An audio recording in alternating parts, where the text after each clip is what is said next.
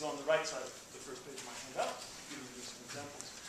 We've already had a first generation of foreign language and humanities folks working on outcomes assessment in higher education quite diligently for about the past decade. And that's beginning to have some quite positive effects, I think.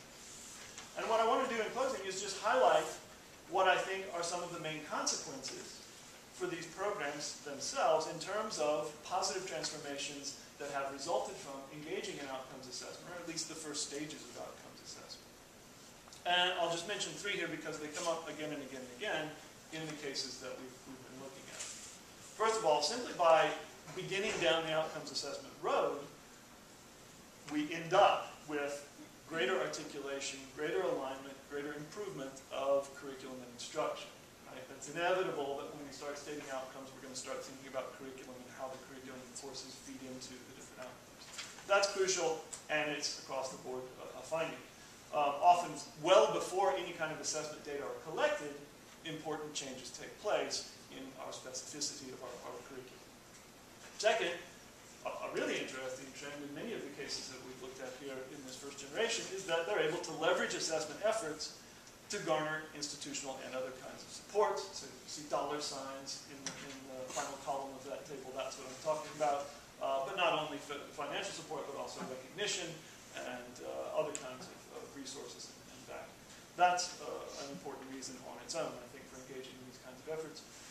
Third, and equally important, engaging in outcomes assessment often, if not always, leads to opening of communication across diverse lines, not only within programs, so between different kinds of constituencies, like different kinds of faculty and staff, but also with students. We see lots of examples of students becoming more aware of and valuing their experiences and degrees differently as a result of assessment efforts. And sometimes beyond, communicating beyond the department to the institution, communicating beyond the institution to other people in the discipline. And I think that's, those are the three crucial patterns that have emerged from this first generation. So, if that's the kind of thing that we have observed in the first generation, then what might we hope to see from generation 2, or generation 1.5, let's say. That's the next. Those are the, we have a lot of generation 1.5 immigrants in the state of Hawaii, and they're a particularly curious group of learners. In any case, what I would like to see, and I think what's next on this agenda, is, first of all, more closing of the assessment loop, with assessment findings actually being turned into meeting a variety of clearly articulated purposes and used to take some kind of action. What we've had a lot in the first generation is just let's engage in outcomes assessment, think about outcomes, change the curriculum, and talk to each other, and that's great, that's wonderful, but now we want to see the next steps happening, so using empirical data to do specific things. Second, I think it's high time that we do some clarifying regarding who's actually going to take responsibility for this stuff, whose roles are professionally associated with outcomes assessment, not only within individual departments and programs, but also from the institutional level looking down. And there are, if you want to talk about that later on, we can, there are a diversity of models that have emerged about who really ends up taking responsibility for these things, but I think we need to clarify that for ourselves as well. And finally, I think there should be, in the second generation of this work, a lot more strategic communication outside of the department and the institution, as I mentioned before, utilizing assessment as a sort of a heuristic for reclaiming and or stating anew the contribution and value of humanities education and foreign language education in the contemporary era. And I think maybe ultimately that's the bottom line for us through this endeavor. And so I'll probably leave you on that note. Thank you.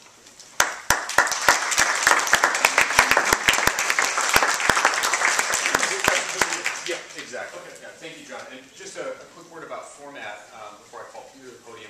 I meant to mention this at the start, but we'll do another 2 talks of 15 minutes each. Then there'll be a formal opportunity to ask questions and sort of discuss rather informally as a group.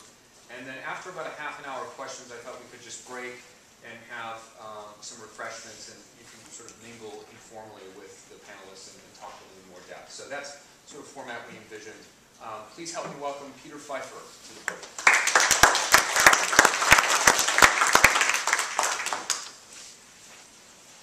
Thank you very much for inviting me. Thank you, Lance. It's been really a wonderful experience that I've had here at Notre Dame. I've never been here. I graduated from high school in Indiana, but I've never made it. Well, I did make it to South Bend, but not to Notre Dame. So I was probably one of the few who ever made it to South Bend, but not to the university.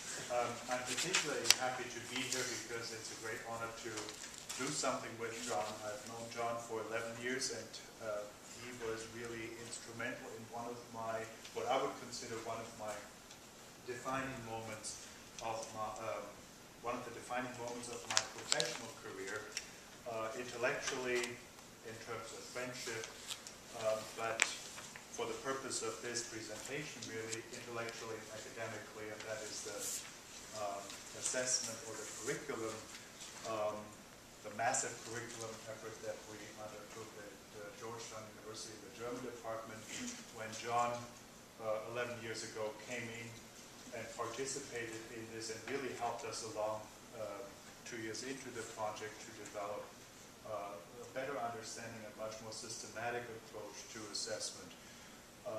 And that is really one of the first messages I would like to get across, and that is that assessment has all sorts of utilitarian or usable aspects, but it really can be one of the transformative, intellectual and academically formative experiences if it's done well. Now, unfortunately, that I include certainly in my own institution, a lot of assessment is not done very well, and then it becomes mind-numbing and stupid. But this is not what you are aiming to do here, and with that, I think I would like to just take a few moments of your time to talk a bit about the 10+ years that I have been engaged in various aspects of curriculum work and then assessment that is linked to it, because deep down, and John hinted at it at the end of his presentation, when you talk assessment, you really talk about what you're doing as a department, but also as an individual faculty member in your classroom, what is happening with the students, etc. So the first or the second observation that I would like to highlight is that my encounter with John, that is with a systematic approach or thinking systematically about aspects of program evaluation and assessment, really happened 2 years into a very significant rethinking of a curriculum. The reason I highlight this is to make sure that, or to emphasize that many decisions in our case had already been done. We were working already on something. The most important thing, of course, is that you have a clear understanding and an agreed upon understanding of what the mission of the department is, what kinds of educational goals are you really trying to pursue, and which would then be appropriate both for your institution, that is the linkage into the institutional mission statement, or at least the mission as understood, whether it's the statement, I don't know, that depends locally on how that is articulated, but also the various members of the faculty that you have in this unit that you are working with, and maybe some pushing it a bit into more of an aspirational component as well.